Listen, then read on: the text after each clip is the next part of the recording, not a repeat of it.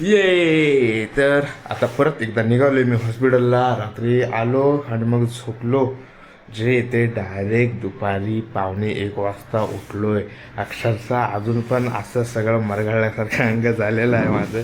कारण की एवढं धावपळ, एवढं ते पण पाऊस आहे. पावसामुळे जाम इरिटेट होतं. सगळं रेनकोट ते घाला, एवढं या घरी परत जा, ते सगळं जागरण आणि ते पावसामुळं. त्यानंतर परत एवढं म्हणजे हॉस्पिटलमध्ये जरा फेराफेरी झाली. जे मागच्या ब्लॉगमध्ये मी तुम्हाला सांगितलं ते नसेल बघितलंच तुम्ही, परत एकदा बघा. आणि आत्ता मी निघालो परत एकदा आजीकडे हॉस्पिटलला जाऊया. काय कशी आजची ग्रोथ आहे आजीची. काल जेव्हा आम्ही रात्री निघालो होतो तेव्हा तरी झोपली होती ती. तसं निघू आणि मग जाऊन भेटूया आजीला. काय कसं आहे बघू आज.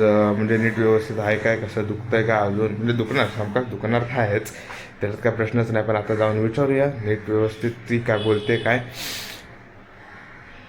आणि आता जाऊ. आता मी जेव्हा मागून येतो ना, ही नवीन बिल्डिंग आहे तर त्याचा जो मागचा गेट आहे तिथून 2 व्हीलर्स आणि आतमध्ये येतात 4 व्हीलर आणि मोठ्या. भाई जो असा वास येतो तो डोक्यात जो जातो. आम्ही म्हणजे आजीला भरती ॲडमिशन केलेलं तेव्हा एमर्जन्सीमध्ये असा भयानक वास होता. जे पहिले 2 ते 3 दिवस गेले काय सांगू शकत नाही त्याच्याबद्दल. आणि त्याच्यानंतर आता आधीमध्ये जो वास येतो तर त्याच्याबद्दल काय बोलूच शकत नाही. तर आता आलो मी हॉस्पिटलला आणि आता दाव्यावरती आणि आजीची काय कशी तब्येत आहे ते बघूया. इथं डॉक्टरांचा मोड बघूया. तुम्ही काहीतरी करू नका नाही तर डॉक्टरने सांगितलं इथं असं जरा हलका हात हा, टाकतो. हात लावू ना. हा असं हात लावून उचल बघूया. तुम्ही खाली एवढा धरा. जातोय वर.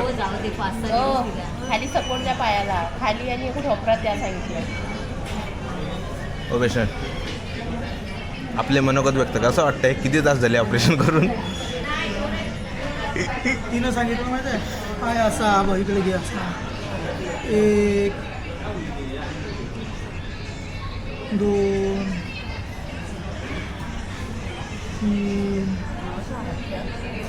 असंच करायचं. हे मी थोडी करायचं, हे तू अरे तू स्वतःहून करायचं आहे. आधी नाही 2-4 दिवस करायचे दुसरं.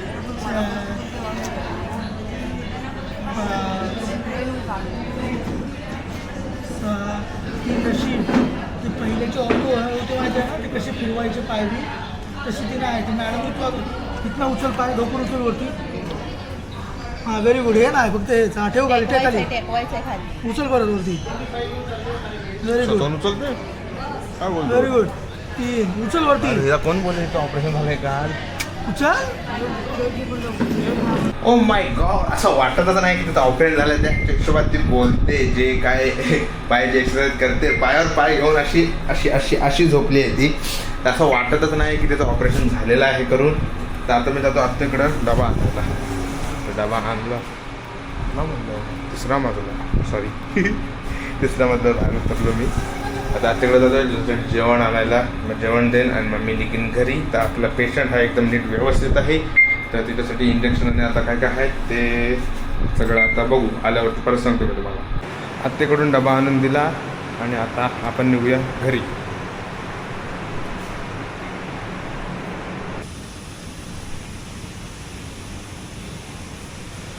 तर आता निघालो घरी. आजी मस्त नीट व्यवस्थित आहे आणि तशी ऑपरेशन व्हायच्या अगोदर होती त्याच्यापेक्षा एकदम म्हणजे चांगल्या 100% आत्ता ती बरी आहे. नीट व्यवस्थित आहे एकदम. बस अजून काय नव्हतं पाहिजे आम्हाला. एकदम नीट ऑपरेशन पण सक्सेसफुल झालं. डॉक्टर आता येऊन आम्हाला भेटले. त्याच्यानंतर सांगितलं ना की तिची हाडं आहेत ती ठिसूळ आहेत. आणि त्याच्यानंतर ते अजून एक इंजेक्शन सांगितलं नाही. ते इंजेक्शन केलं की जी हाडं असतात त्यांना ऑपरेशनमध्ये हे टेन्शन होतं की आधीचं ते 22चं ऑपरेशन केलेलं होतं केममध्येच केलं होतं तिथं त्याच पायाचं त्याच्यावरती त्याच्या खाली जायचं क्रॅक गेला होता. आणि मग त्याच्यासाठी हे ऑपरेशन होतं. तब्बल 3 ऑपरेशन झाली. 6-6 तासाची मोठी ऑपरेशनातून ती सर्वाईव्ह केलं. आणि तिनं तिची विल पॉवर चांगली आहे एकदम. आणि डॉक्टरांना ते एक चांगलं वाटलं की रिस्पॉन्स पण ती चांगला देत होती त्याच्यानंतर पण. आणि कालपासून जर आता बघता डॉक्टर पण येऊन चांगले नीट व्यवस्थित बोलले. त्यांना ते भीती होती की 22ला जे ऑपरेशन झालं की त्या ऑपरेशनला काय म्हणजे हे होता न होता त्यांना हे ऑपरेशन सक्सेसफुल करायचं होतं. त्यांच्यासाठी पण हे म्हणजे प्रत्येक डॉक्टरांसाठी पण एक प्रत्येक ऑपरेशन हे वेगवेगळं शिकण्यासाठी असतं. म्हणून त्यांनी 2दा आम्हाला एक्सरेला पाठवले होतं. हे कारण होतं की त्यांनी पण काय कसं केलेलं आहे ते ऑपरेशन पण त्यांना ते बघायचं होतं की आणि एकदा आपल्या हाडाला स्क्रू किंवा होल केले की त्या जागी दुसरा हे करू शकत नाही, हे आज कळलं मला. तर असं आता हा नीट व्यवस्थित, बाकी आता काय बोलायचं नाही काय नाही, नीट व्यवस्थित घरी जायचं आणि आराम करायचा. अन्नाची पण तब्येत जरा डाऊन झालेली आहे आणि माझी पण झालेली आहे. आता जेवढं घरी जाऊ, आराम करू आणि मग परत येऊन उद्या आपल्या पेशंटला परत भेटू. तर आत्ता व्लॉग मी इथंच एंड करतो आहे बस.